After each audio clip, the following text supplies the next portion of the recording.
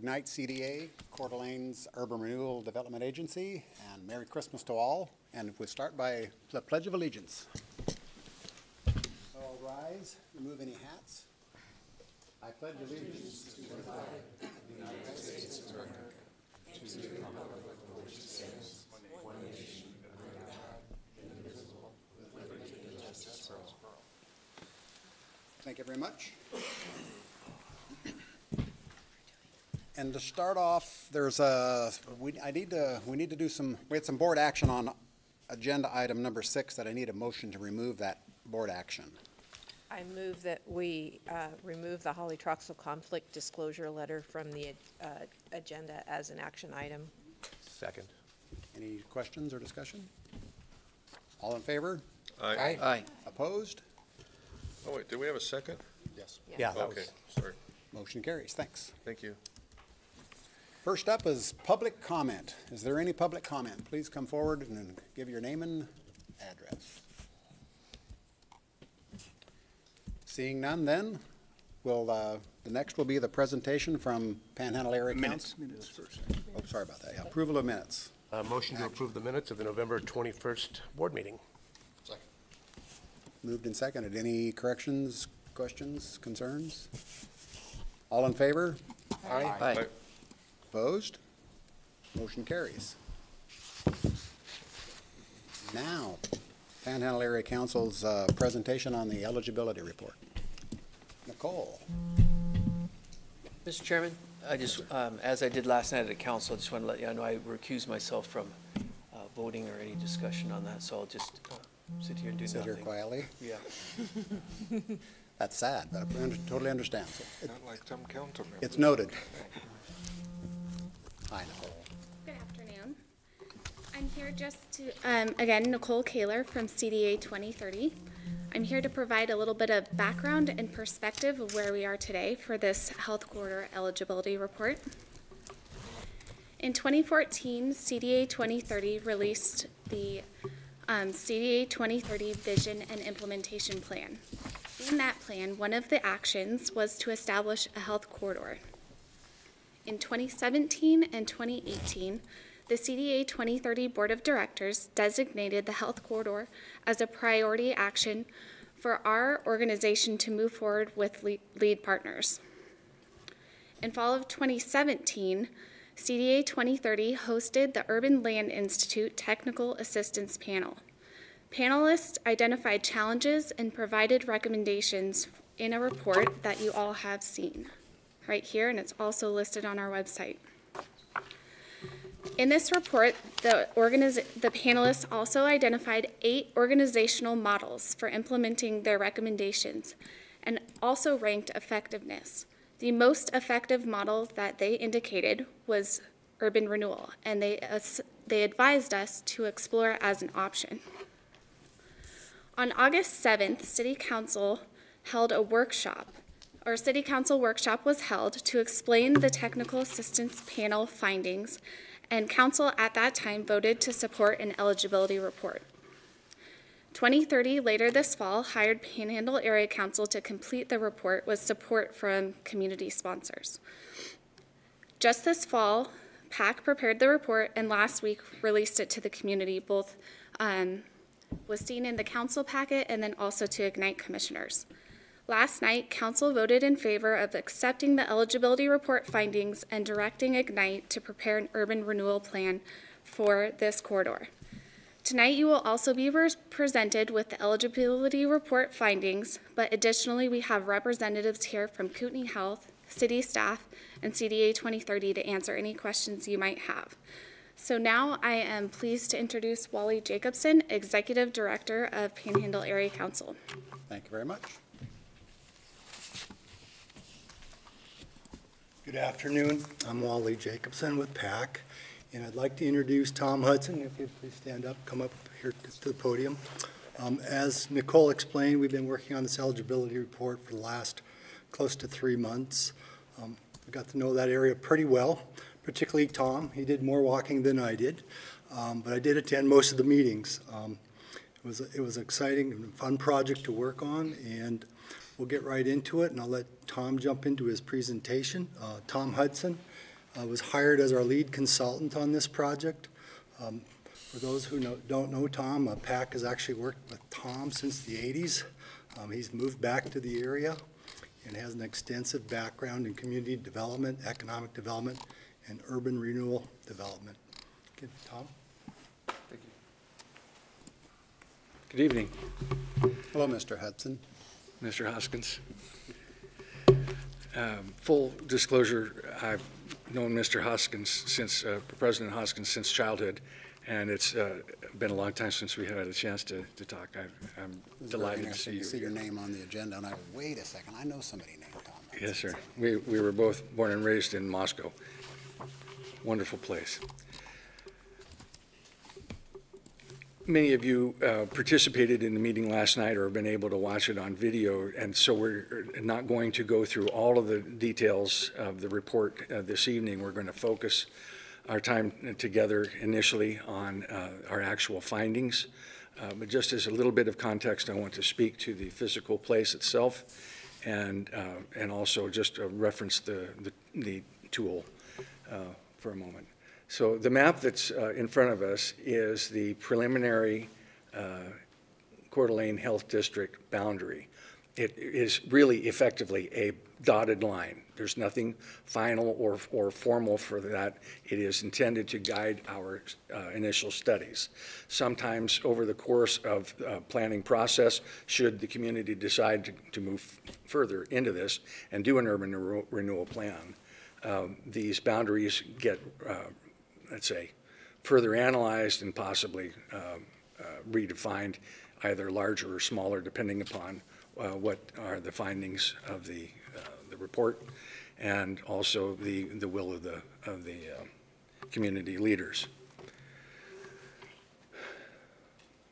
As was noted last night, the boundaries do take into account the substantial amount of healthcare-oriented businesses or other organizations related to healthcare, as well as transportation, traffic circulation. So you see that on the north end, while most of the boundary is along I-90, a significant portion is along Apple Way. It then moves to the west boundary of Northwest Boulevard, on East Government Way, and on the south Davidson Avenue, which is a more residential a set of land uses, primarily single family on Davidson, a little bit of multifamily on Emma, and then you see a variety of land uses in the northwest, that is west of Lincoln Way. They're very heavily oriented toward healthcare. To the northeast, that would be east of Lincoln and north of Ironwood, is commercial retail. And then you see a mix south of Ironwood, initially in the form of a regional mall, and then transition area where there's a lot of housing that is now moving into commercial activities. Some of it is social services, and then a significant amount of family housing. Now, the question that we were asked to address pertains to how capital improvements might be funded for future refinements of the Coeur d'Alene Health Corridor. We're looking at a very specific tool that's approved through state legislation in urban renewal, and that's use of tax increment financing, which is often referred to as revenue allocation financing. So very specifically, we're looking at the legislation, and in that context, is this area eligible for the use of urban renewal as a tool for redevelopment in the area? In short, our findings are yes. The state requirements identify that you need to find at least one eligible cause and effect combination, and we found 8, which are defined in our document. I think one of the most important things to contemplate as we go through this together this evening is the synergies that can happen between some of these individual specific causes. You'll hear me talk about circulation, then about safety. Well, circulation combined with safety are the kinds of things that are referenced in the final criterion at the state level, which is combinations of impacts. So keep that in mind as we move through. The first finding of eligibility is inadequate street layout. Now, as you hear these terms, keep in mind that we're using the language in the legislation, in the statute. So inadequate street layout, I want to just touch on these for a couple of moments, a number of issues. I think everyone that drives through Coeur d'Alene is sensitive to different areas that are, let's say, problems for access and getting through. In fact, as a new person here, I'm finding myself learning every day how to get around a little bit better than before. And I'm very thankful for 15th, I must say, as one of your new citizens here in town. I finally found that. So access is one of the key problems for the area. You all know Ironwood, West Ironwood Drive here, where it meets Northwest Boulevard, and at Lakewood here. Please stay at the microphone. Oh, yes, thank you, sorry. Use the mouse, I think, to kind of point. And And yeah, great. people on TV, you can see it at home. All right, thank you. Lakewood, and then over here at West Ironwood and Lincoln Way. These are highly congested areas, and at times decline in level of service. That's a transportation measure, LOS, it's commonly used in the relative effectiveness for getting traffic through a particular intersection. It falls to a level of service F, which is much like a report card grade of failure. It's such an extended length of time that it becomes really problematic. I think everyone sees that fairly often going through the community. I've been there early in the morning, late at night, at times of shifts. You know, the hospital has 3 shifts a day with 700 people leaving, 700 coming in, and at those times they can be particular problems. Now, this reminds me actually of Meridian, where, if you're familiar with it, it's had, in recent history, the state's biggest problems in transportation on Meridian Road, where the congestion starts rolling back from major nearby intersection to the freeway, the east-west freeway. And over time, you know, as you are moving now well past 30,000 vehicles, average daily traffic, both here and over on Ramsey, coming down toward Northwest Boulevard, you're going to be getting more and more of that kind of backup. Definitely a serious problem. The meandering way of Ironwood creates a number of sight distance and view corridor problems. That is, it's hard for people to see what's coming. And as a result of that, and I'm going to combine inadequate street layout with unsafe conditions, specifically regarding circulation, because this meander, while it might feel comfortable to drive through or what have you, is linked to a substantial number of accidents, and certainly higher than average areas that are comparable to this elsewhere in Coeur d'Alene. The area altogether has had 261 accidents recorded from 2012 to 15, which is the most recent information that we have. And that includes vehicles, pedestrians, and bicycles.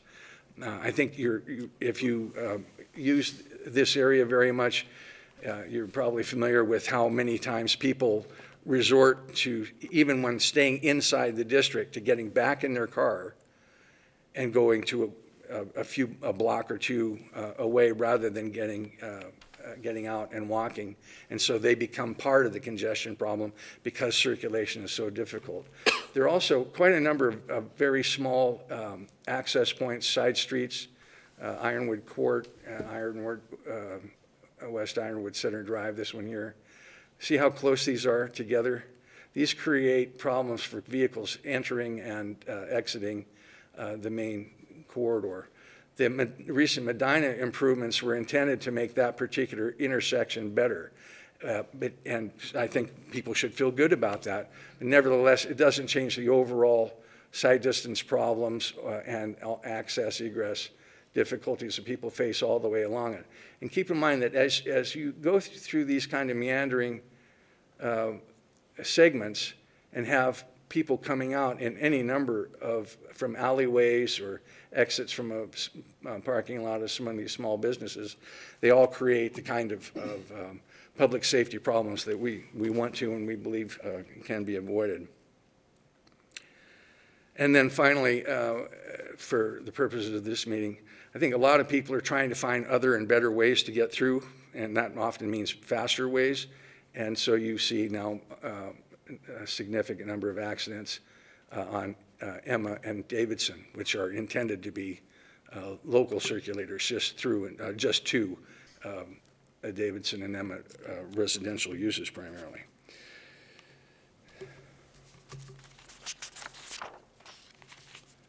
The third item, which was somewhat controversial last night, was the predominance of obsolete buildings.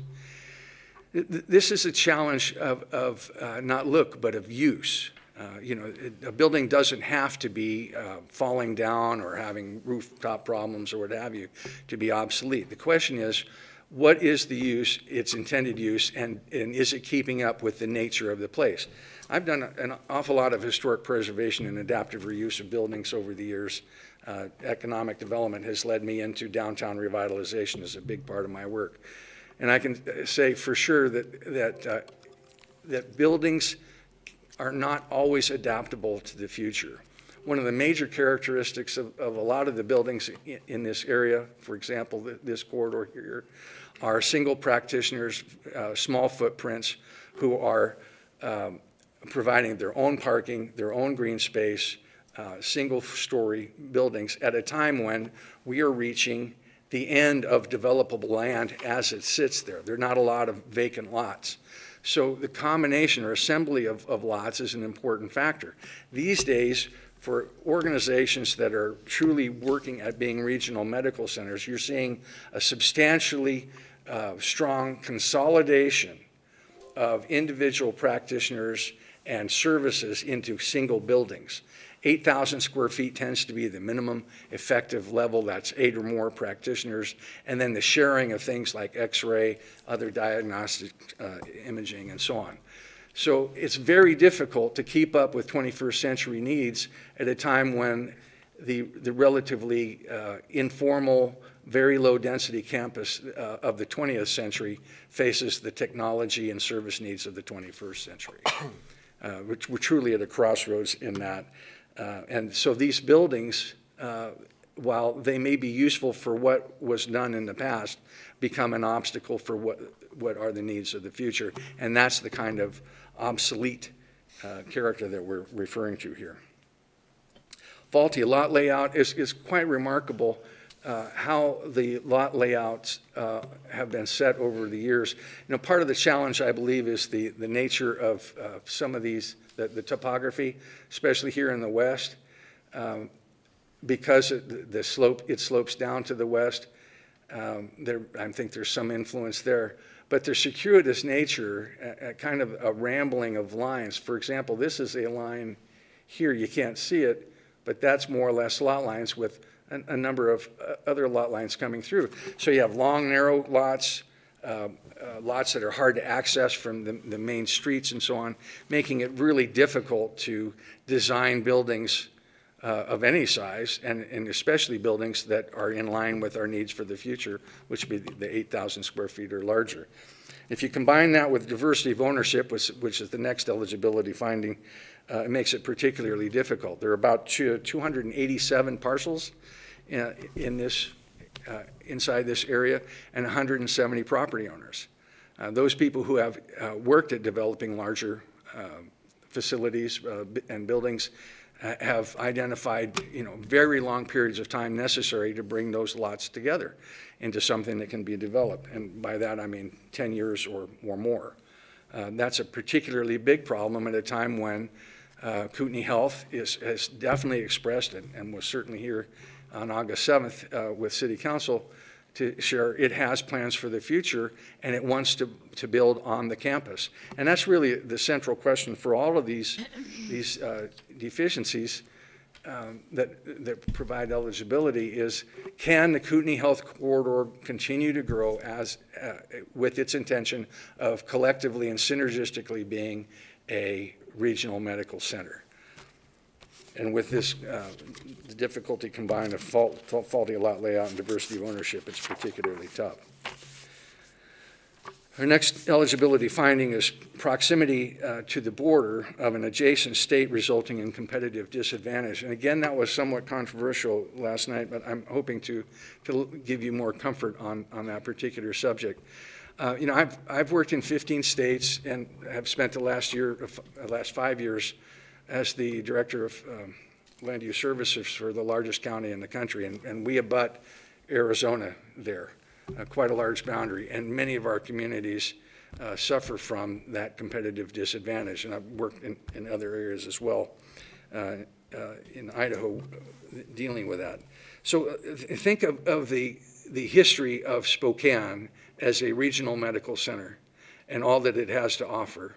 And then let's compare just some key statistics. Well, first of all, lower cost of living in Spokane. Now remember, one of the primary things that a healthcare center needs is staff, right? They need to be able to recruit staff at a time in this nation when medical staff are really at a premium, very tough to get. So what do we bring to the table in Coeur d'Alene? Well, there's a lower cost of living. I've seen a report recently of 15% lower cost of living the other side of the border. Higher wages, we all know about higher wages across the border. No state income tax in Washington, more housing availability. To speak to that, I'm just looking back again today. The average rental in the Spokane area is about $120 less. The average single-family home is over $100,000 less. Now, those are significant numbers that can influence our relative capacity to compete. Then there's that one of the very traditional quality of life issues for corporate locations and for people, and also for people locating themselves as professionals into an area. How are the schools? And by every measure I have seen in my career that I can recall, Idaho fares very badly against Washington in schools. Right now, in the most recent study that I referred to, we were at something like 30th, which is the highest I've ever seen us, and they were just a little higher than 10. That is Washington. And then being a larger city with more goods and services at lower cost, all of these make it very difficult for Coeur d'Alene to compete for and especially the Coeur d'Alene Health Corridor in this context, for staff.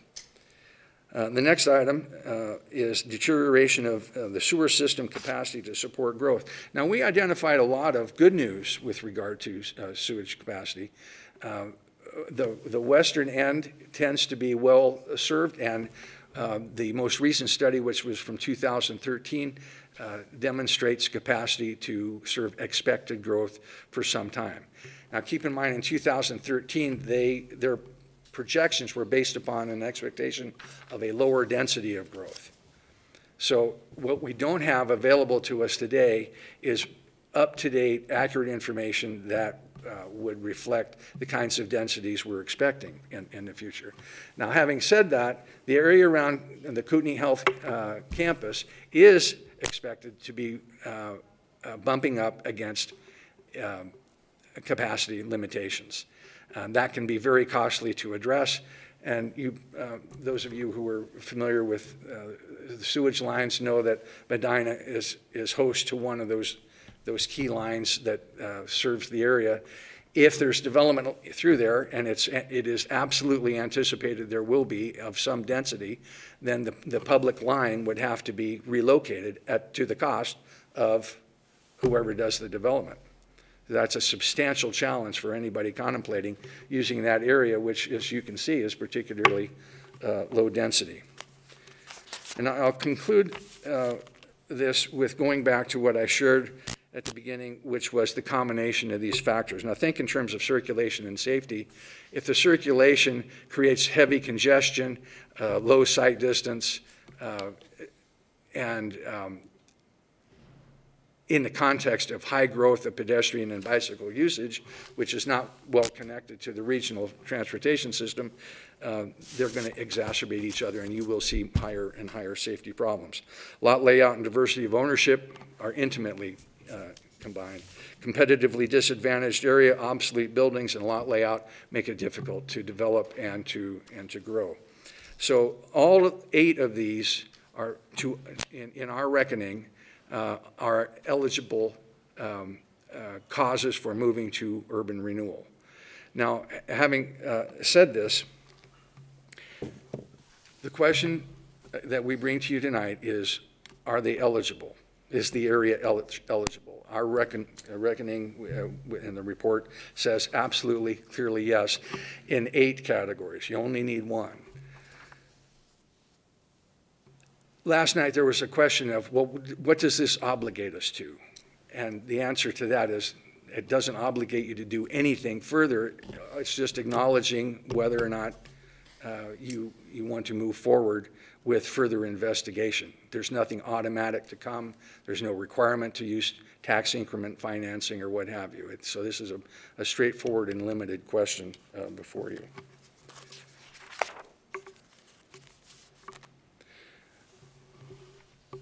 My personal observation on this is that the Coeur d'Alene Health Corridor is at a crossroads. It's at a crossroads between its history and its future. That history is a history of being a highly successful local community hospital. And its future and its current course is to become a highly competitive, which is very necessary in today's marketplace for healthcare, regional medical center. It has reached the limits, the boundaries of potential growth under current conditions. These 7 eligibility issues that we've raised tonight are things that could conceivably be addressed to provide for flexibility to continue to grow on site here, as opposed to the alternative, which is almost certainly going to be outside the city. With that, I'll conclude and would be happy to take your questions. Any questions for Mr. Hudson? Good information. I learned something. Thank you. Thank you, sir. Brad's wheels are turning. Nothing? No, I think the medical district's very important in our city, a lot of employment, and so I think we need to do whatever we can to keep it here and have this be the base of it. Is there are they looking at all to go off-site anywhere with any ancillary services, such as to some of our property we've got over on Celtice Way? Or are they trying to keep everything in the We'll be district? bringing Kootenai Health up. Yeah, there are representatives tonight here from Kootenai Okay. Health who would be able to address So that's that. a different category, sorry about that. Well, I appreciate your information, I think, yeah, I think a lot of us are aware of a lot of this, and appreciate it. Thank you. Danielle, I just have one question for you. So now that we have the feasibility study, the next steps would be if the city council's already approved the feasibility study, and now the next steps, if we approve it, what are the next steps after that? Would be to proceed in whatever fashion you direct Tony to create a plan, which would include a master planning effort as well as an economic feasibility study. So probably similar to Atlas, I think you'd probably start with creating a team, which would include city staff, agency folks, whatever consultants are hired, and I'm sure stakeholders, and then, move it from there. In terms of just investigating the needs that have been identified and the funding sources and how all of those things could come together in a plan. But that does not entitle the adoption of a urban renewal district at that point in time. There will be another vote of both the council and of this board before that's adopted, correct? Absolutely, and it also has to go to planning and zoning to make sure it conforms with the city's comprehensive plan. Okay, I already knew that, but I was just double checking. Deanna? Yes, we have apparently a resolution, an acceptance of the eligibility report, which you just gave. Is that correct? Yep, we have a couple more people that want to speak to it, though, first. Oh, okay. All right. Any other questions for Mr. Hudson? Great report. Thanks. Thank you. Thanks, Tom. Thank you very much for your time. And thank you for your service as community volunteers. I appreciate it. and then next, first I want to do full disclosure on, I am a Kootenai Health employee, and as that, I've already talked to our legal counsel, and there's no personal gain. I don't make decisions at the Kootenai Health for any of these plans that could be going forward. And so I will be involved in the discussion and lead the topic, but I will not be doing any voting on any of this. And I should probably give full disclosure also that I am a trustee on Kootenai Health's board.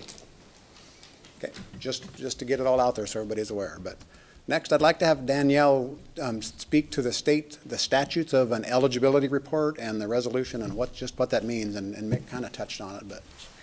Right, I mean, so the action that was taken by the city council last night was an Idaho code requirement that a determination of eligibility be made by the city council prior to any funds being spent by the agency on planning. So that was the first step that has to be taken, where a proponent like 2030 brings a proposed project to the city. So they took that step with their vote to adopt the eligibility report and approve it. And now it's being passed to you with the direction to, as Mick asked and I explained, to, review and work towards a plan in connection with city staff and stakeholders. Okay. Any questions to Danielle or the legalese or statutes of why we're doing this? Okay. We'd like to ask, John Ness. I just have a question. Sure. As I read in these minutes, it puts a resolution for the acceptance of the eligibility report. And that's what the council asked for last night, is that correct?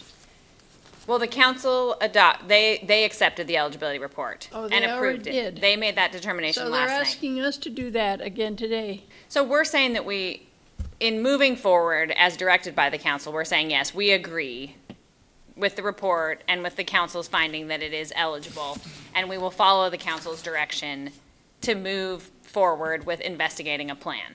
So this resolution is following the council's direction Yes. to move forward with the acceptance of the eligibility report. Right. I just and preparation need to of a understand plan. that a little more clearly. Yeah, it's a little different than our typical process because oftentimes the agency is the proponent. So with the Atlas District, the agency was the proponent. So we hired the eligibility study and we took it to the council. So we approved it first and then we took it to them. In this case, Coeur d'Alene 2030 is the proponent, as is allowable by statute, and they took it to the council, and then the council is now directing the agency board to undertake this effort. The That makes council has sense? directed the agency board to pass this resolution. Right. Well, we're just recognizing their direction with the resolution. So we're recognizing it. So you need a motion to accept the resolution, correct? We do, but I think that the hospital. I will make that motion to accept Resolution 19-02, acceptance of the health corridor eligibility report. We could take a second and then. Do we have a second? I was gonna say, I'll go ahead and second that. Okay. Subject Moved to and seconded. Can we please have Subject Kootenai to Health hearing the representative come up and rest of the have a information. chance to speak? So John, if you would come forward, please, and we're going to have Kootenai Health now give us some of their thoughts. So this is John Ness, the Chief Executive Officer of Kootenai Health, here to speak on just anything you want to about this topic. I know that you've been, the Kootenai Health has been thrown out there a lot, and last night you didn't get a chance to speak, so. 2-hour meeting. So, well, first of all, thank you for considering this item, and I just wanted to congratulate Tom. Just an excellent study.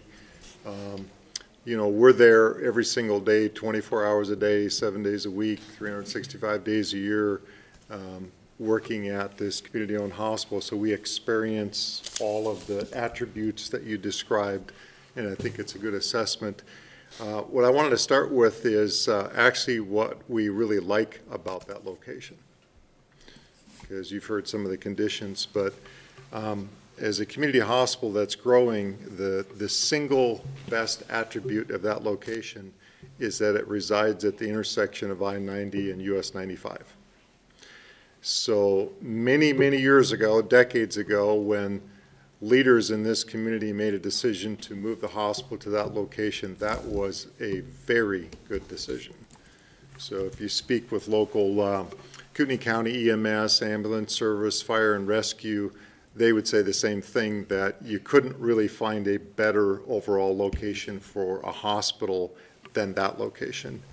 And so in some ways, we're a little bit of a victim of success, of growth. And as Tom mentioned, it's not just Kootenai Health. There are 170 property owners in this area. And if you step way back and look at the panhandle of North Idaho, the 10 counties, it's easily the largest employer. And here's where this gets really intriguing in terms of the future. So we developed a strategic plan at Kootenai Health in 2011, and we forecasted our growth, and we have been executing on that plan since 2011. And we projected back then that by the year 2020, Kootenai Health would double in size. What we didn't anticipate is the population growth that is occurring in Kootenai County, which is, I think, the 5th fastest growing county in the United States, and many of the people moving to the community are over the age of 65, and the highest utilizers of healthcare are seniors. And so we are actually ahead of our projections. Some would say that I was wrong. We aren't going to double in size by 2020. We'll double in size by next year. So now if you start forecasting again, and you look at continued population growth to our wonderful community, when we start talking about what is going to happen by the year 2030, and it's the responsibility of leaders in the community to think long-term, not next year, not the next 2 years, but by the year 2030, there is absolutely a forecast and a scenario that says that Kootenai Health will double in size again. Now go back to Tom's study and the findings associated with street, sewer, layout of the property, competition with Spokane, and imagine the doubling in size of the hospital in this location. And it simply cannot happen. And yet it is a wonderful location.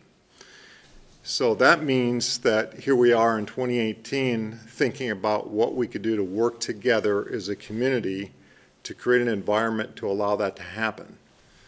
And to have a hospital like that also means jobs. So currently we have 3,300 employees, and although it's a competitive environment with Spokane, we currently have 240 job openings that are vacant, just to give you an idea of the pace of growth with all the people moving here. So we'd really like to really create a partnership with the city, Ignite CDA, and as Tom mentioned, there's 170 property owners here. I represent Kootenai Health, but this is actually, it's a community project.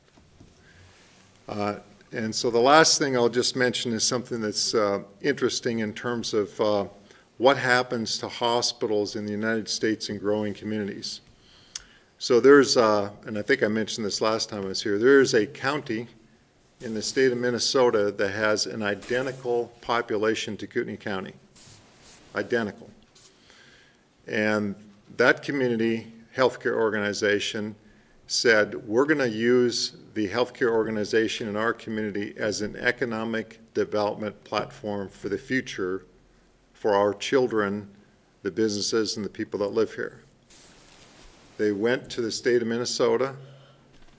They created an urban renewal district for the downtown area, and the name of the organization is Mayo Clinic. And they are now involved in a $1.5 billion redevelopment project for downtown Rochester, Minnesota, and it all surrounds the medical center. And so in some ways, it's, every point that was identified in the study is correct, but it also represents the future of the community. And so we are very supportive and agree with the conditions that were identified. And we would prefer not to have to find another location. We think this is the best location. and we'd like to work with you on that going forward. So we appreciate your consideration and be happy to answer any questions that you have. Any questions for Mr. Ness? Brad? Well, I appreciate your information, and that's some exciting news. And for me personally, I don't want you to have to find another location either. I think it's important to keep that here.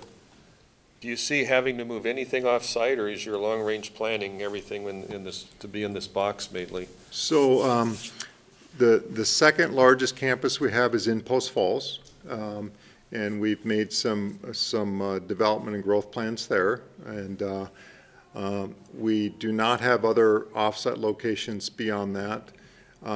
But we also are aware of where patients come from. 70% of all the vehicles that enter our campus come from the north. So they're coming down US 95, or they're accessing off I-90, getting off the exit ramp and coming into the campus. So is it possible that that might represent a need to have some type of healthcare facility up at Hayden, Perry Avenue, et cetera? But the basic core of a regional medical center is absolutely a perfect fit at the intersection of the interstate and US 95. And on any given day, about 1/3 of all of our patients are from outside of Kootenai County.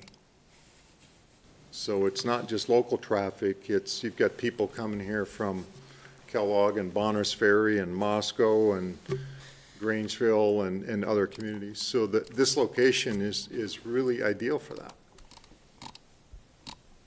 I agree. It's kind of like ground zero right there at the crossroads. Yeah, it is. Yep. Questions? I have one. What's the advantage, we talk about competition with the state, across the state line. What's the advantage of keeping those, I guess, patients or customers in Idaho versus going to Washington? So I referenced the strategic plan that we developed at Kootenai Health back in 2011. What we discovered back then is that in the prior year, 2010, you can actually identify the zip code of patients that are admitted to hospitals in Spokane. And the state of Washington publishes that data. In that year, 2010, the year before, there was $240 million of inpatient healthcare services provided to North Idaho residents in Spokane hospitals. The predominant reason for the outmigration of patients from our region to Spokane really had to do with a lack of physicians. And so you'll notice at Kootenai Health, we employ more doctors. We've added new specialties. We now have neonatologists for premature babies, electrophysiologists for patients with heart rhythm issues, vascular surgeons, rheumatologists, endocrinologists. The more physicians we add, the less patients are leaving our region. And the advantage that we do have some cost of living disadvantage, but the quality ratings for Kootenai Health are higher than any of the hospitals in Spokane, and our costs are less. And patients don't want to travel. So if we can continue to add physicians, and we have state-of-the-art facilities, technology, and I'm biased, I think we have a good culture. It's a positive place to work. Patients would prefer to stay closer to home for the health care, and studies indicate that they do better. So our mission is really simple. It's keep patients closer to home, and they'll do better in terms of long-term care. And that's our goal. And that is what has worked for us. Thanks. Anything else? Thanks, John. Thank you very much. Thank you. John. All right, Deanna had a motion, Brad seconded to adopt the resolution. Any further discussion? Roll call. Goodlander. Yes. Yes. Jordan. Yes? Garcia. Yes. Hoskins. No You got to comment. pass on. Okay, you're accused. Chapkus. Yes. Arman. Abstain. English. Yes.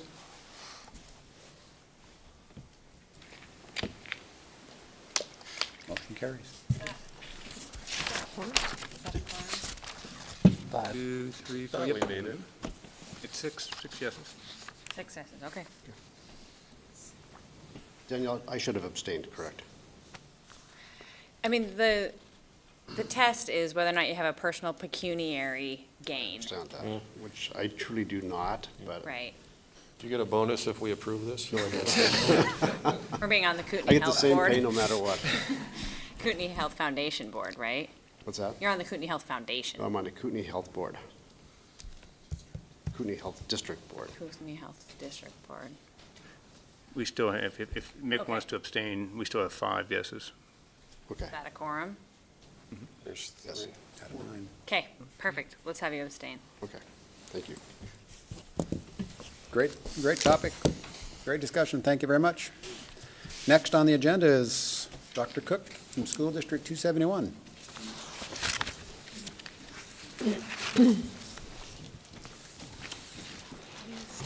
Good evening, directors. Thank you for the opportunity to address you guys. I'm Steve Cook. I'm the superintendent of Coeur d'Alene Public Schools. This is Jeff Voller. He's our director of operations. We're not seeking anything today, but to just interface with you a little bit and just kind of make a connection. And one of the things, and I don't know, John may have already left, but I'll tell you, you know what brings the best physicians besides quality of life? Great schools. And so one of the reasons that we wanted to have just a little bit of time to talk with you is to talk about where we're headed and what we're trying to accomplish, and maybe set a little bit of a reset for the school district's role in the community and give people a new perspective. I think it's important to note that I think in the past, the school district has been criticized for not being maybe as engaged in the community as it should be, and we're ready to reset that conversation. And meeting with you today is part of that opportunity for us. I would like to start by stating, I got here in July. July 1st was my first official day, and I had a board meeting in which 60 or so people were there to take a view of our school board deciding whether or not we were going to sign an MOU that was going to put a school at Hayden Lake site, the Nexus School site, and go into agreements to build that next, what is our 12th elementary school at that location. And it was contentious and interesting, and lo and behold, we didn't vote on the MOU to do that. We actually pulled back, and I was given marching directions to figure out where next to put our next school. And so we have feverishly been working on preparing 2 sites to bring back to the school board, which will happen, I think, probably in the next month, if it all works out. And we'll bring them those decisions. And so we wanted to just, I think, declare publicly, number one, that we're looking for opportunities to partner with other community agencies in ways that would be beneficial for the community, because placing schools in this community with the challenge that we have with property is important. And I think that that is something that we want to be on your radar. We want to be a consideration for you. If there are places or ways in which we can be involved in the discussion, we would welcome and entertain that opportunity. The second thing that I wanted to draw your attention to was, I think, a fascinating set of circumstances. Our board, in the state of Idaho, there is a stipulation with local levies with regards to school districts that once you've surpassed 20% of your budget in local levies for a period of not less than 7 years, you can ask your taxpayers to vote on whether or not they're going to allow that levy to become permanent. And we were actually in significant consideration with that decision. We're actually, this past Monday, our board passed a resolution to go to the voters. We're going to be developing that language and have it at our next meeting, but to go to our voters to increase our local levy from $16 million up to $20 million and ask for the local voter input on that amount in March. But a unique factor in that was that we were, I think, very close to asking for the voters to determine whether or not they'd be willing to support that in a permanent fashion. Well, I don't know how much Tony or Danielle has talked to you guys about this, but there is a current state of the statutes that regard this, that a voted levy in the state receives both the benefit of the tax increment and the URA, but a non-voted levy only receives the benefit of the tax increment. And so we were potentially talking about, could there be an agreement made with both, with Ignite CDA and the Hayden URA, which resides within our school district, to find a way to take the money that would be generated and passed through to the district. So that $20 million ask, if approved by voters, would be all be allowed to come from, I think, the fairest distribution you would get. And not, I think there's about a 7% difference in that total. Please correct me if I'm wrong, Danielle. But that would, the tax rate established by the school district's taxation of the local levy amount would be off theoretically by that amount. And so we're not asking for that. Our board has decided that they're not ready for it. There's too many things in the way of that right now. But that was a consideration, and that is something that we would be willing to engage with you. We would love to engage with you on that conversation, or potentially getting that legislation as a consideration to be changed, so that once that levy was not a voted levy, but a permanent levy, that we wouldn't be caught in that land of how do we manage this. And so that's really it. We are definitely interested in looking for ways to think about how we can move forward in this community with schools. Right now, I can fill 2 schools. We're looking for a place to locate 1 right now. And we will, I assume, it's not my call, it would be the board's call, but I assume we'll be back to the local taxpayers here shortly to start talking about another school, but either an elementary school, maybe a K-8. We've got, we're packed. We're packed in our elementary schools. We're even packed in our middle schools. We have a little bit of space in our high schools. So with that, Jeff, would you like to present anything? I'd add on to that, and then. Yeah, I think I'd just add that, if there's anything we can do for you, either formally to come present facts or just help you as you guys are studying your districts that would be beneficial to know what's going on in the school district, I would just make that invitation welcome to please reach out. Appreciate that. Thank you. And if we can be a resource in any way, shape, or form, we are glad to. And if you guys have any questions, we'd love to entertain those now if you have any. Mick? So obviously with a lot of development along Southeast and the southwestern corridor of the district, there's not a lot of land down there for a new school, as you well know. Maybe a little bit if you go forward towards Post Falls.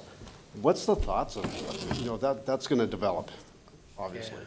And it's going to be a lot of single family or multifamily and a lot of young people in there. Where do you go from there? Yeah, we're running data on that right now, and as it turns out, it was way higher than expected, which was not necessarily, I mean, it's great news. Like we welcome growth, we welcome the development, but right now we're getting about, for every 100 units, we're getting 40 kids. Wow. And so when you do the math on that, Winton Elementary right now draws all of that, and Winton Elementary is packed. And so once we locate this next school, the very next thing to do would be to reboundary the district, and that'll give us some relief.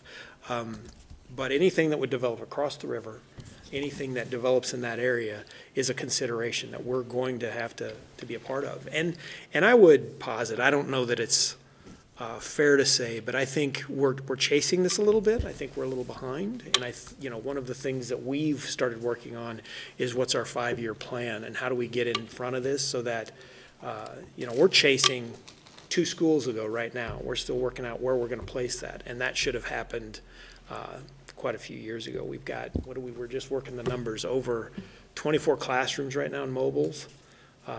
That's a school, right? I mean, that's an entire school in portable buildings located throughout the district. And so our long-term look on this is land is a premium in this. And, one of the things that 30 years ago when I went into teaching, I never thought I'd ever do is, I've learned more about sewer locations in the last 6 months than I ever expected to as a superintendent. And so we are coming to that game a little late, and absolutely we've got to get ahead of this, and we're probably looking at arguably 5 schools in the next 10 years. If this continues and this growth rate continues, we're going to have some solutions. Thank you. Any other questions? Thank you very much. We've enjoyed the partnerships we've had in the past. I mean, I think our last project was at Sorensen, so Yeah. we look forward to the next one. Thank you, guys. Thank you for the opportunity to share with you. Thank you. Committee reports. Start off in the Finance Committee, Commissioner Arman. Okay. Back to the normal agenda, I guess. Okay, let's talk about the finance reports here. So starting off with the Lake District balance sheet. The Lake District experienced a $49,280 increase in cash assets from October month end. On the fixed assets side, construction in progress, or CIP, downtown parking garage value has increased by $6.8 million, which is an audit adjustment, to reflect the total cost to date of the project.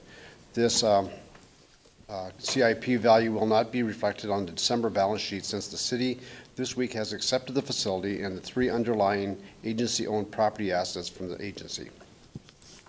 Also, the Burlington Northern and Santa Fe right-of-way line item value increased by $131,075, reflecting a corrected proration of the value between the Riverstone and Belle Reve right-of-way sold to Dennis Cunningham and the remaining Riverstone Belle Reve right-of-way assets owned by the agency.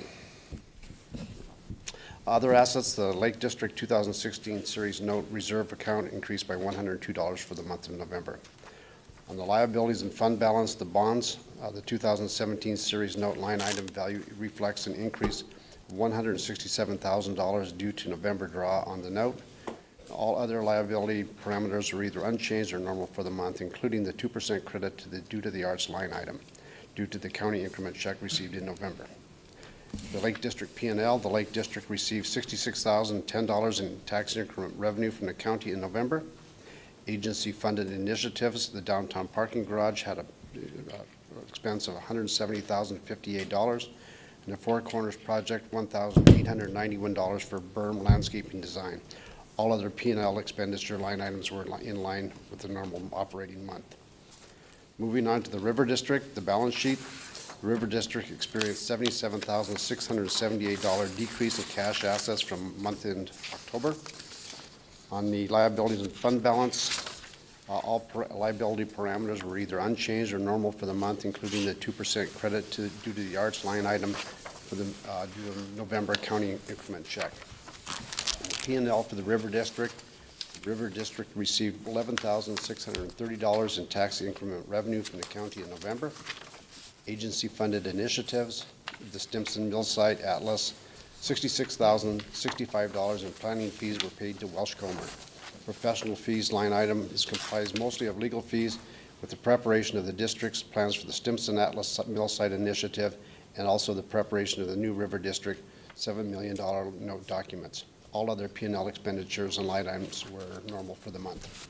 So that is the financial report for both the Lake and River District for the month of November. Moving on now to payables. Not quite as big a month this month as we've had in the past. First of all, we had payable to Elam and Burke for general legal counsel of $5,767.35. We also had our legal bills for Holly Troxel for a total of $10,943.42. I'll break this one out. There was legal counsel, general legal counsel for the URD's planning process of $4,168. District plans, legal notices, $1,101.04. The Lake URD 301 Lakeside Avenue closing, garage property transfer, an agreement with the city, $1,416. And then the River URD Stimson Mill Site Initiative district plans for the 2019, was for the note for Washington Trust Bank, $4,258.38. Downtown ADA sidewalk ramps project had a payment of $20,998.10. Moving on down, downtown parking structure, we're getting pretty close to wrapping that one up. There was a total payments of $1,350 basically to the Miller Stauffer design team, and that is the total payables for the month. So that totals $39,058.87. Now we need some board motion to accept the financials and the payables as presented. Make a motion that we accept the Lake and River District monthly financials and payables as presented. Second. Moved and seconded. Any discussion? All in favor? Aye. Opposed? Thank you. That motion carries.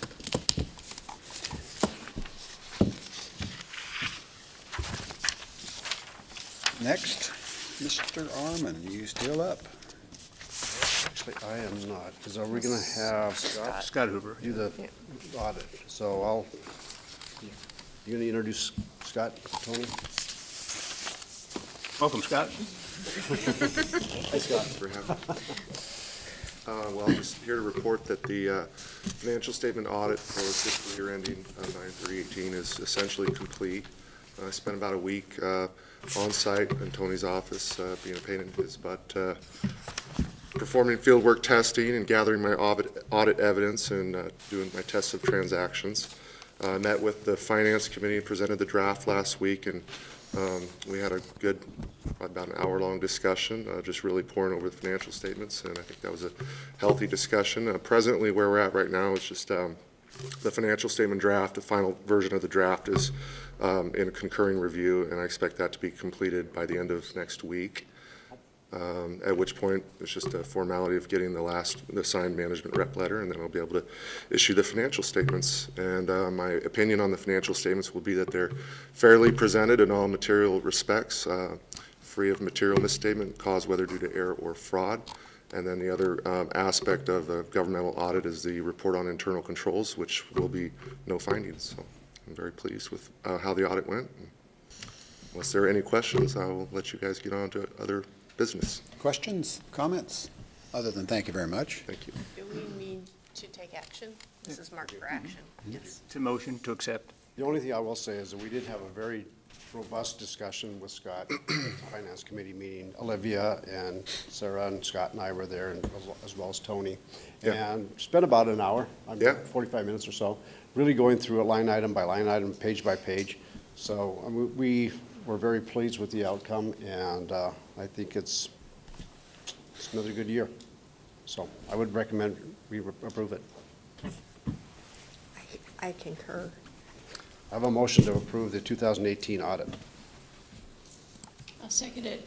Moved and seconded. Any other discussion? All those in favor? Aye. Opposed?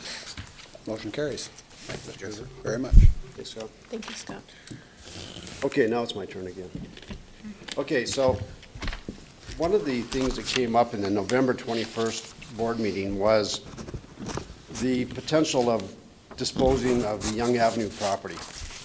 And there was a discussion of possibly donating it to the Tubbs Hill Foundation or selling it or selling part of it. So what we discussed at the Finance Committee was to look at various options here. So first of all, let me give a little bit of background. As we discussed at our Finance Committee, the Ignite Coeur d'Alene investment in the Young Avenue property is $629,000. That's what we have invested in that property. The appraised value for the Young Avenue property is $960,000. The Young Avenue asset proceeds contained in the Lake District Financial Planning Model, now this is just the model, there's been no money spent or anything, it's just modeling, is $750,000. There's been some talk of if we donated the property, that the Tubbs Hill Foundation would then donate some property back to Ignite that is located on the Cherry Hill, Cherry Heights location. And Scott, you did an amazing job of Brad, you did an amazing job. Looked right at you, called Scott. Brad, you did an amazing job of kind of walking through the value of that. And it looks from his diagnosis here that it would be about a $65,000 asset if it was donated to us and we were turned around and liquidated that.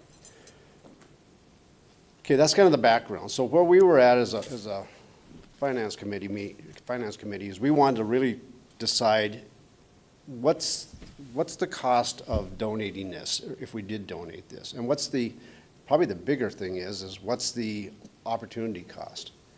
So what we decided is at this point in time is to have Tony basically do an itemized list. I mean, this district's going to expire in 3 years, the Lake District. Do an itemized list of everything that's potentially going to be funded out of the Lake District in the next 3 years. And then, as a board, be able to sit down and analyze, is there something that may not be needed to be funded, or should something else that needs to be funded, and then start to match up those funding opportunities versus the amount of money that we have potentially coming in for the rest of the 3 years of the Lake District. So we are, at this point in time, not going to make a recommendation out of Finance Committee to what to do with this property. We want to have another, at least a month to meet on this before we make a recommendation. And by that point in time, we should have enough information of all the opportunities that will be available, both that we know of and potential, and then we can move forward from there. And I think at that point in time, we will be able to make a recommendation, but at this point in time, we can. Okay.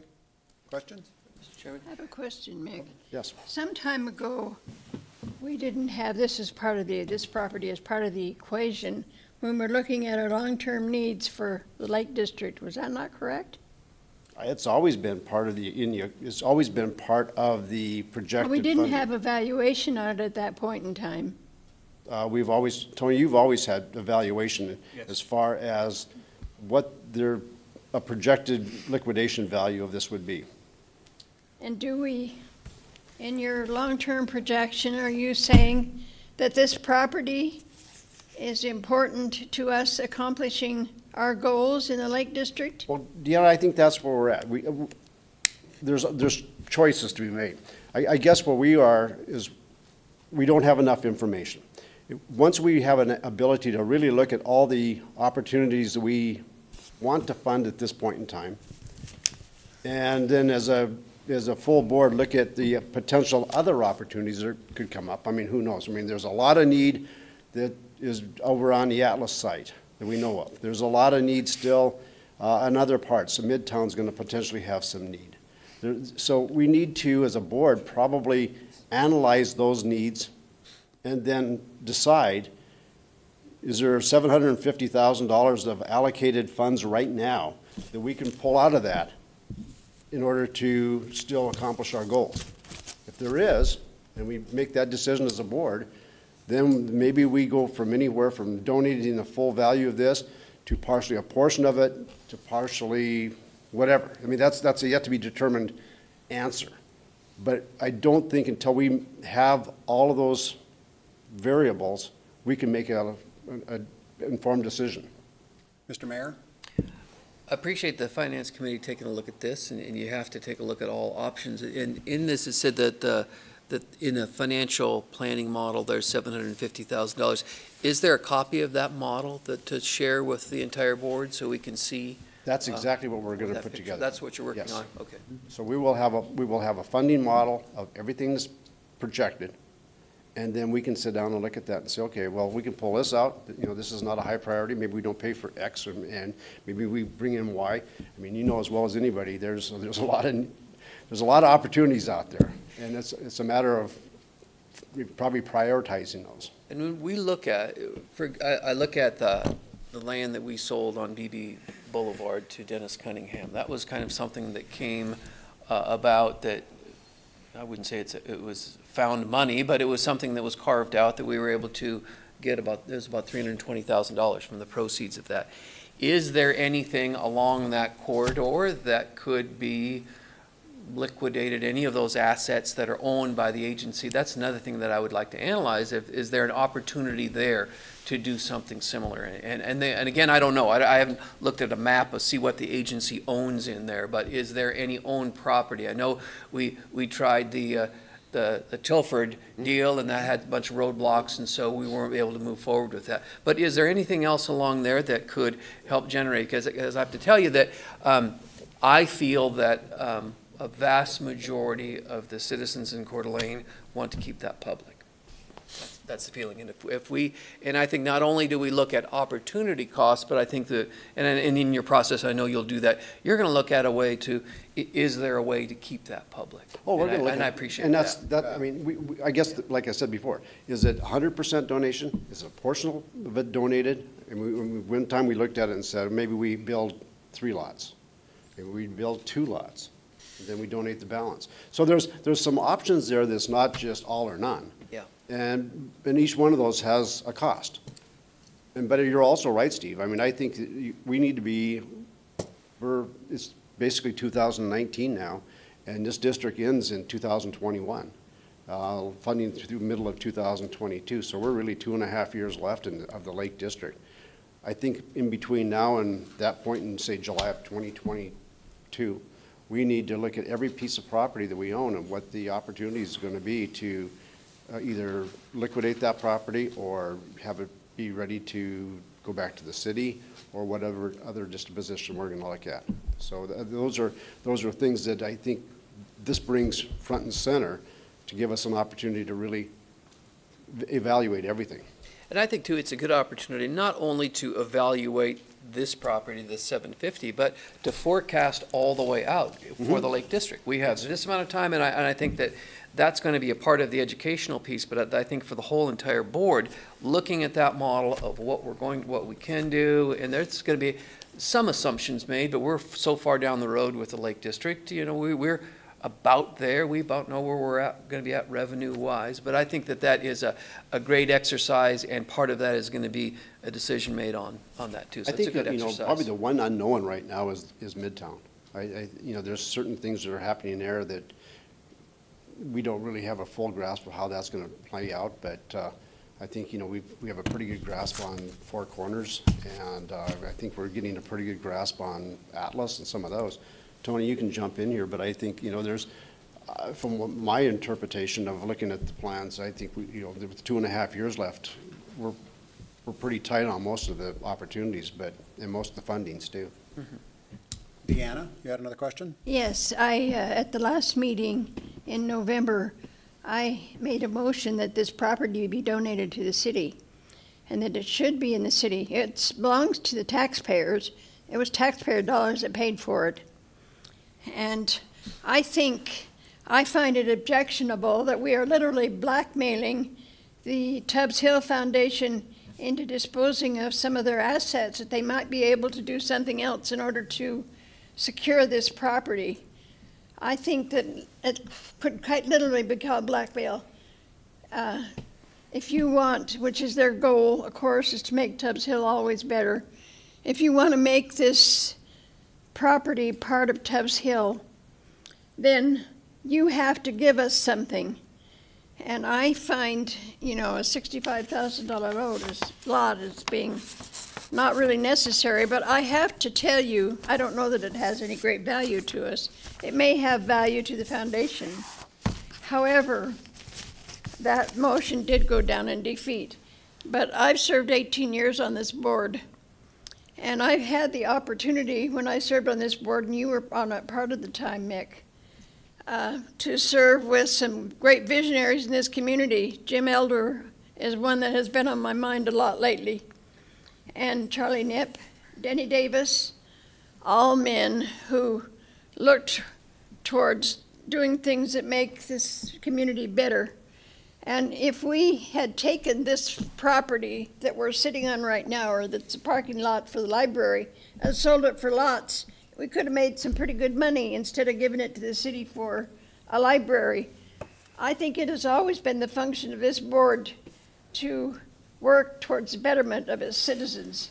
And when you've got people with a vision of what could happen, what the future is, that those people were remarkable. I was fortunate to serve with them because they looked out a long ways. They looked out a long ways in buying the property that this library sits on. And we didn't sell it to anybody.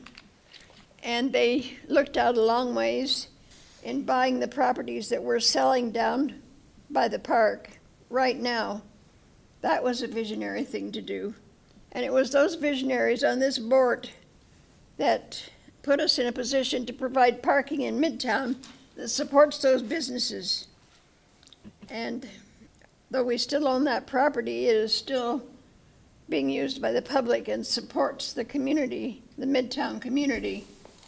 I think we have to always look, when we're talking about pieces of property, particularly this piece of property belongs in the public domain. It's attached to Tubbs Hill, and I certainly object to blackmailing the foundation into giving up some of their assets in order to secure the property. I think that's absolutely wrong on our part. I don't think that any of these visionaries that we had in the past would feel that was a good deal. And you know them well.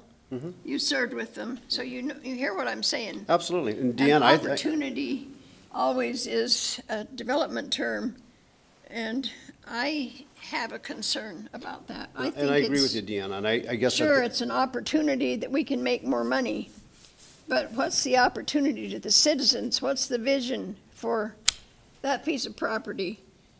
I think it belongs in the domain of the city. I do not think it needs to be in private hands or even foundation hands.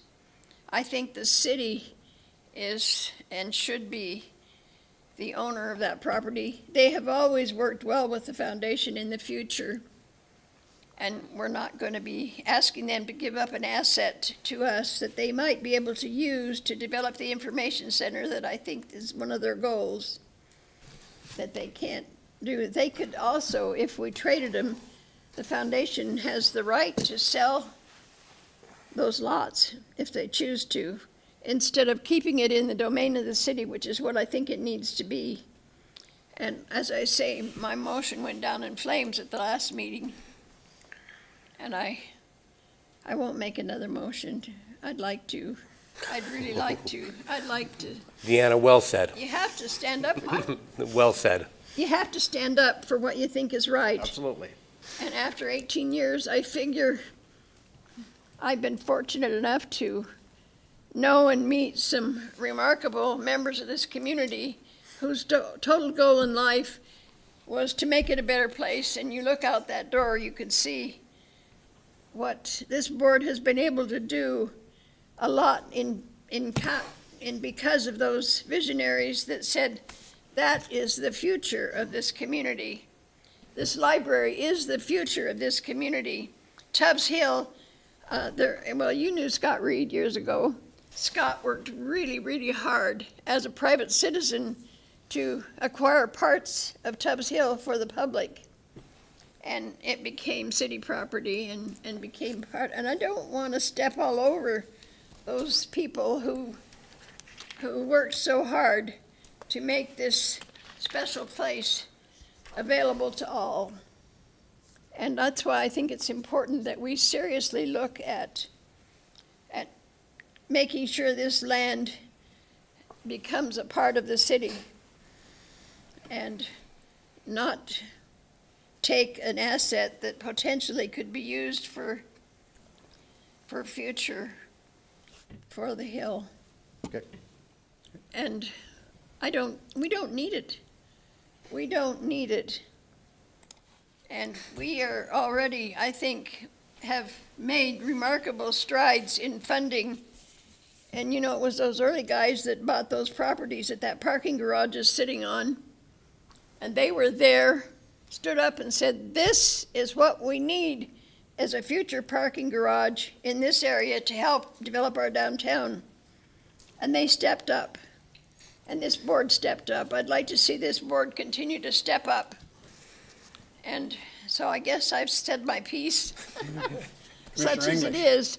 Like I say, I've been thinking about Jim a lot. He served on this board while fighting cancer for years. Yep. And he was in cancer treatment and sitting on this board because he loved this community and he wanted this community to be a better place. Yes, he did. And I think we owe it to him and those guys to be sure we continue with those visions. And I think that's part of our job, and we're doing it we're doing it with the development of the park area down by the park and the stadium and the things we're doing. We are doing what those visions were a part of. So I don't want us to start looking only at the almighty dollar. And I want us to look at the future as they did. And now I've said my piece. Just to clarify on the list, I guess because it seems like whatever we're obligated for, that we're actually on the hook, that we've committed that we're going to do this and that. I mean, that for sure we got to do. And if this, proceeds from that asset, we're part of that mix, that's one thing. But it sounds like maybe then we're going to have what we are absolutely committed to, and then maybe a further kind of a wish list, and then, relative trade-offs. Is that what you're looking at? Tony, feel free to jump in here, but what we're proposing to do, Dan, is you're right, anything that we're obligated to pay for, we're gonna have to pay for. I mean, but we only obligate 1 year out, and we're not even 100% obligated, on a lot of the issues right now, because they're not, voted on and funded. Okay, so we know we'll have some. We have certain issues that we've earmarked that we want to fund at certain levels. A good portion of that is the Atlas site. If you look at the Atlas site and the amount of work that's going to be done along the waterfront on the Atlas site, that's proposed, but it's not funded. Now, we don't have to do any of that. Or we could do, there's certain things that we've been kind of talking about maybe doing on the Midtown area. They're proposed, maybe not in this fiscal year, but next fiscal year, but we don't have to fund those. So what we said is, let's bring that back to the full board, all the opportunities that are out there. And Deanna, I know opportunities as a developer phrase, but let's look at the things that we have kind of on the drawing board, a large portion of which, like I said, is the Atlas site. And maybe we come back from that and say, okay, there's places we can change in the Atlas site to make it less expensive or less of a budget area that we can not have to fund. And because we know pretty much for certain what our revenue sources are going to be for the next 2.5 years. That's a known, as Steve said. The unknown is what the opportunities are going to be.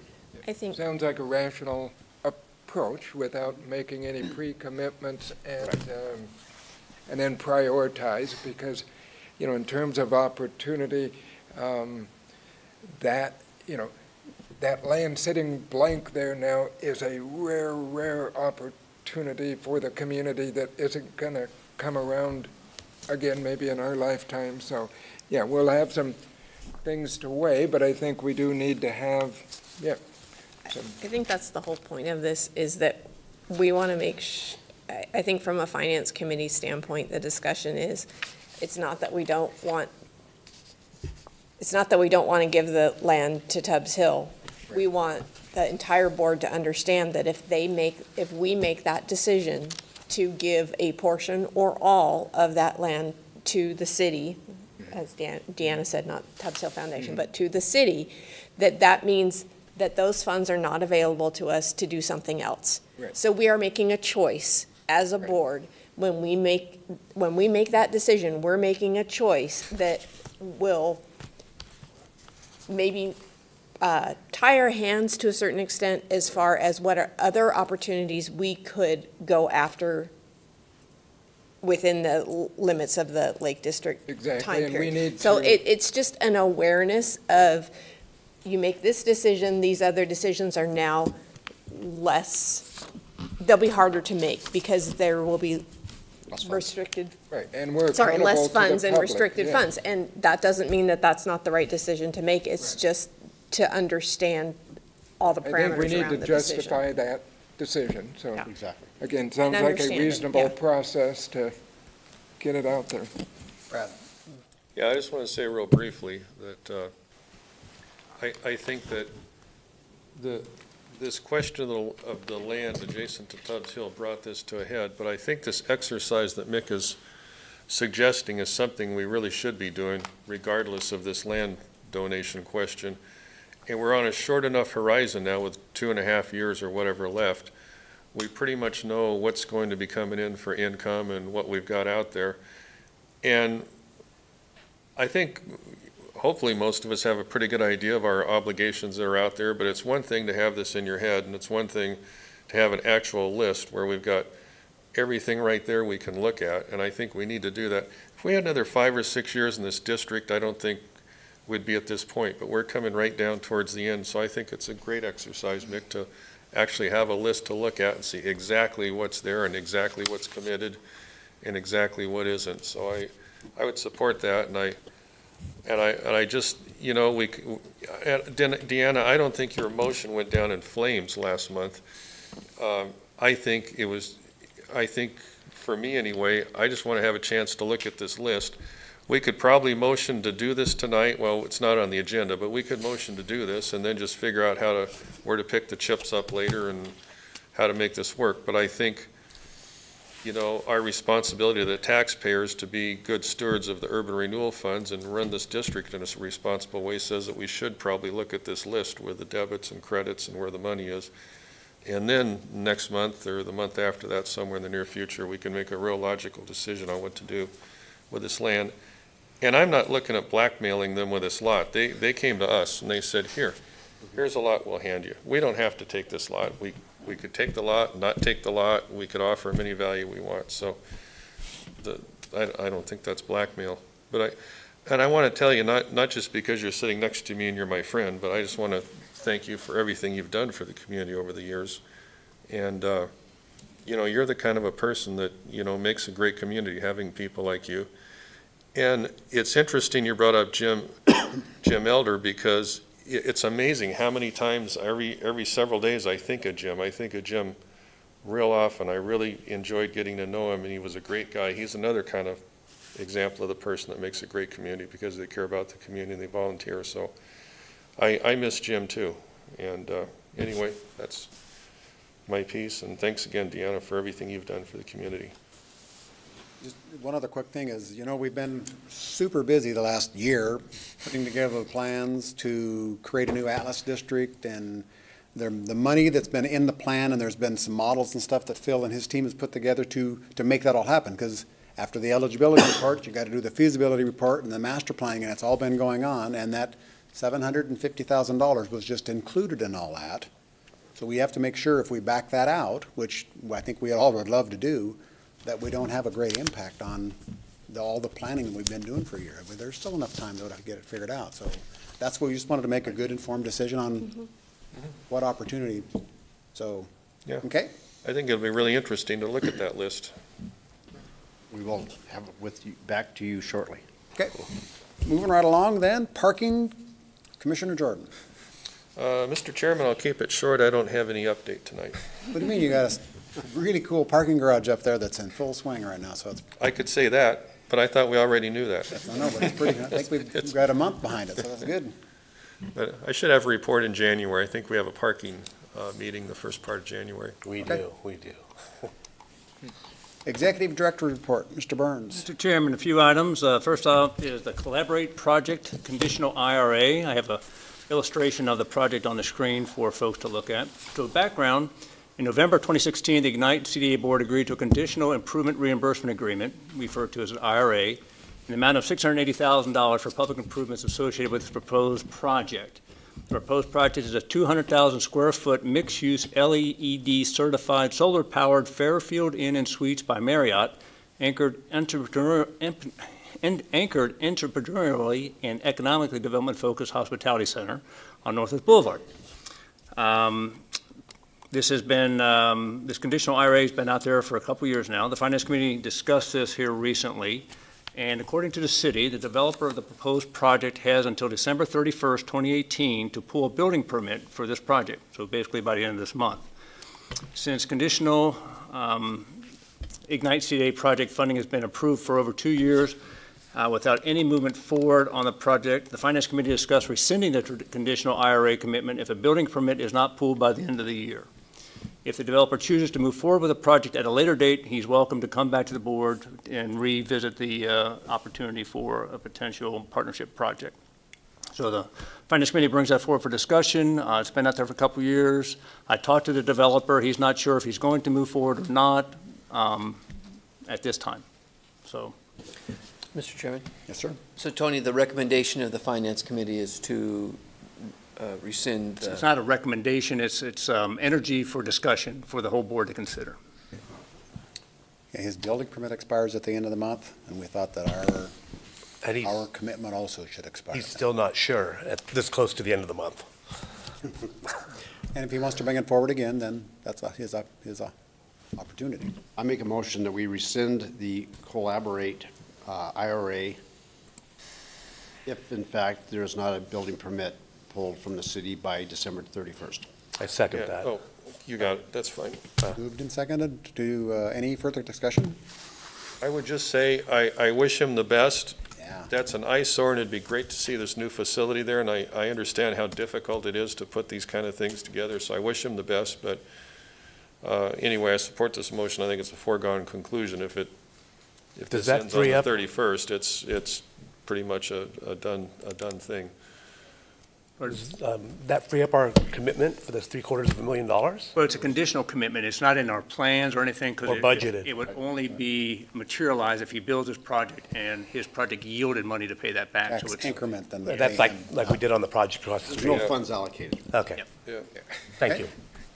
All in favor? Aye. Opposed? Motion carries. Thank you very much, Mr. Arman. The next item, Mr. Chairman, is North Park Drive lots, a combination of Tract A with Lot 1. As we talked about last month, we are going to look at replatting the area and combining Tract A with Lot 1. After further review and looking at the cost associated with that, the recommendation now has been revised that we just go ahead and sell Tract A with Lot 1 for the current listing price of Lot 1 of $239,000. That makes it simpler. We don't have to spend any money. Makes it a lot bigger, hopefully more marketable. And that's brought forward for your consideration tonight. Discussion? Motion? I have a quick discussion item or question. So I'm okay with this either way. My only question is there any advantage to a future property owner if that's all in one piece as far as planning and zoning regulations, you know, to locate a house or a detached garage or shop or something on there? Because I've run into a problem before when I've wanted to build a house over a lot line on a couple of lots where I couldn't do it. You know, it didn't meet planning regulations, so that's my question. I might suggest if I can invite Phil Lloyd up to address that. Thank you, Chairman Hoskins. Shall I proceed? Yes, sir. Okay, thank you.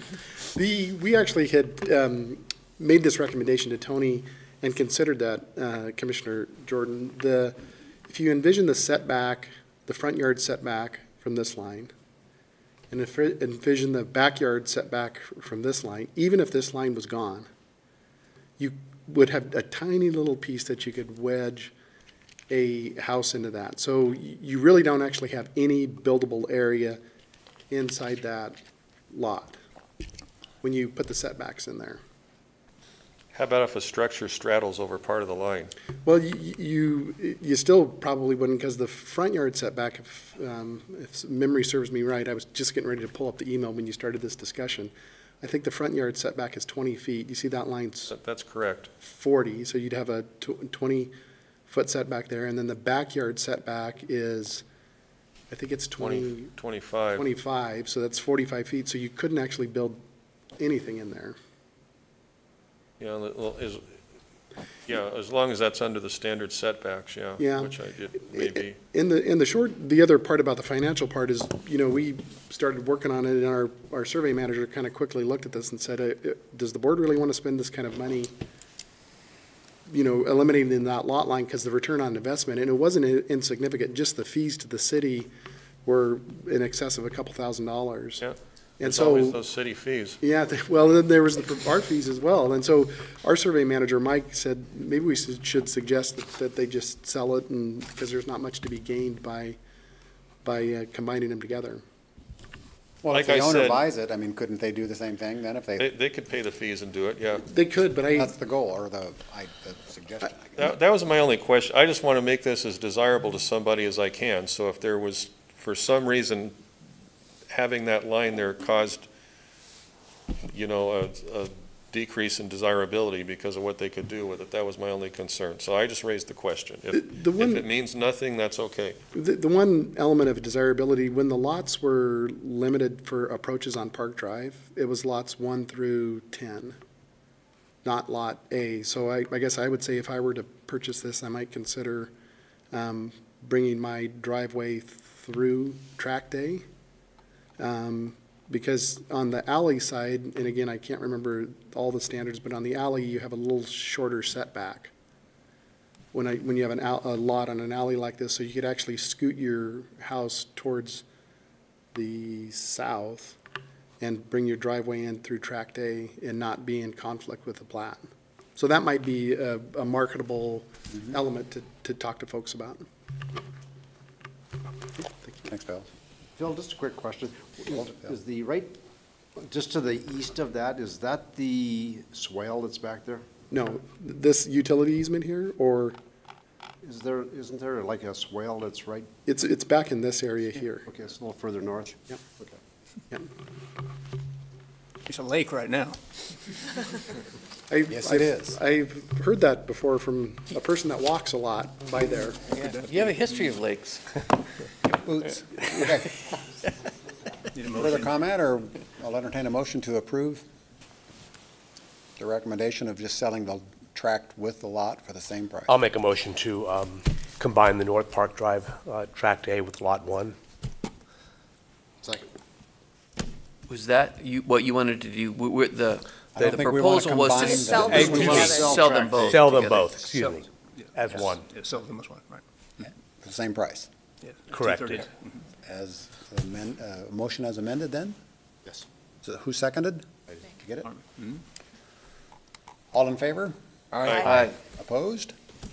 Thank you. Motion carries. Finally, Mr. Chairman, just some updates on initiatives. So the Stimson Mill Site Riverstone Area Traffic Impact Study. As you may know, the Welch-Comer Transportation Team has completed the analysis of the existing network and are now in the middle of analyzing the future network as well as mitigations. They have worked with many organizations in this endeavor. The Welch-Comer team discussed a draft version of the traffic impact study at the December 11th P&Z meeting. And a second public workshop regarding the traffic impact study is scheduled for tomorrow night, December 20th, 5 o'clock in this very room. So they'll finish up getting input, and then they'll finalize their impact study probably after the first of the year, I imagine.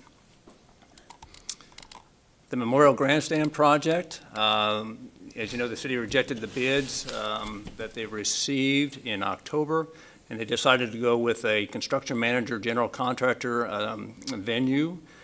The budget that they said is $1,250,000, and they have selected Walker Construction via that RFQ process to be the GMGC for that renovation project, and they're working through an agreement. Hopefully they can strike an agreement with Walker Construction. If not, they will go to the second tier part of that RFQ process, the next vendor. So that's ongoing, but I do not have a time frame for when they plan to have that completed.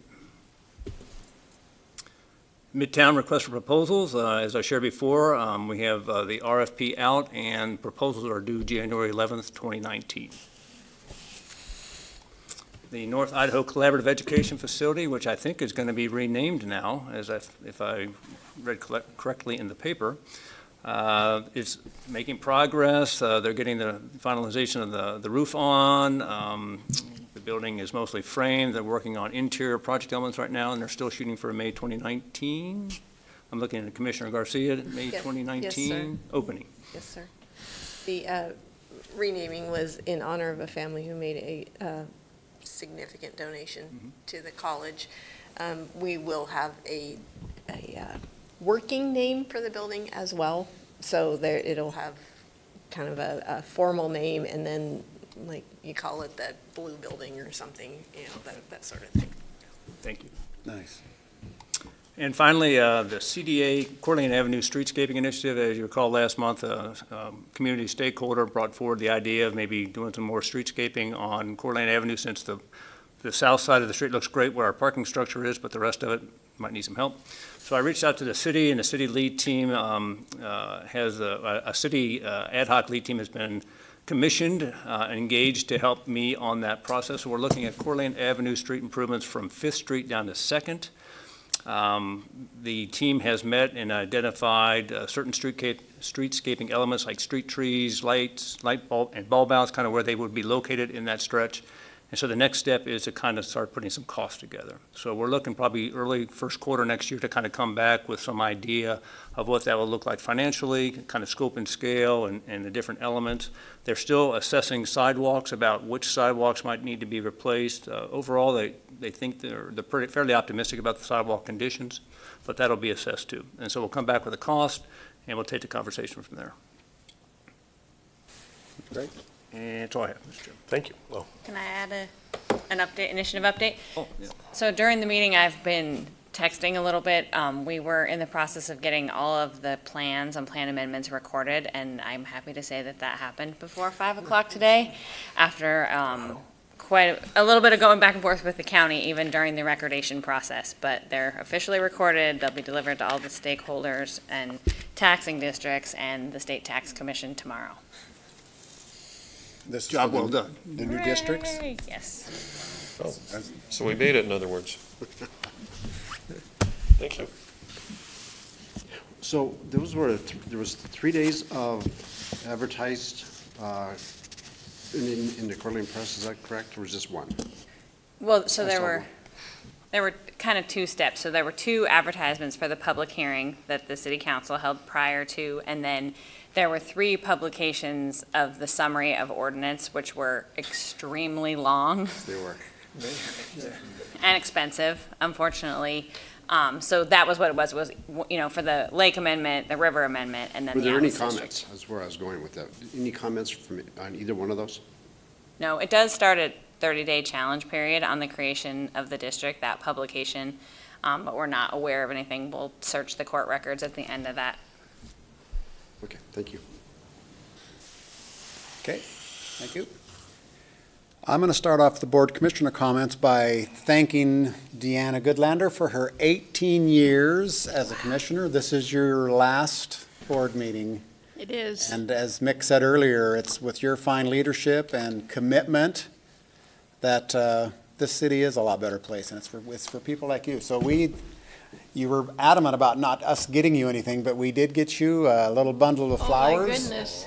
And just Oh, want to thank you very Flowers much. are my favorite things. Thank you. You bet. No Thank you. plaque, woo-hoo. No plaque. That was the deal, no plaques. plaque, yeah. I have enough of those, I don't We need got- any more. So Deanna, Flowers. just from the bottom of our hearts, just thank you very much, and from everybody in this city, too. Thank you, Deanna. Well, it's been a real joy to be a part of this board and to accomplish the things we've accomplished. They make you feel good, Yes, and I want to compliment our mayor for his vision. yes. Another visionary on the Atlas project, and I hope this board follows through with that, because the opportunity for the public to access the river is very important. And I thank you, Mr. Visionary Mayor. Thank you so much. Jim would be proud of you. Mr. Chairman, I just wanted to add that so not only did Deanna serve 18 years on this board, but the City Council, the Arts Commission, all of the things that you've done for the community. And what I'm really happy about is in tonight's meeting, this was the Deanna Goodlander that has fought for everything, and you've shown the spunk that you always have. And I think it's fantastic, and I just wanted to thank you for all you've done for the city of Coeur d'Alene. It's been a You joy. and your entire family, you've been doing it for years. Yep. And I just They want to have. thank you on behalf of the entire city. I'd concur.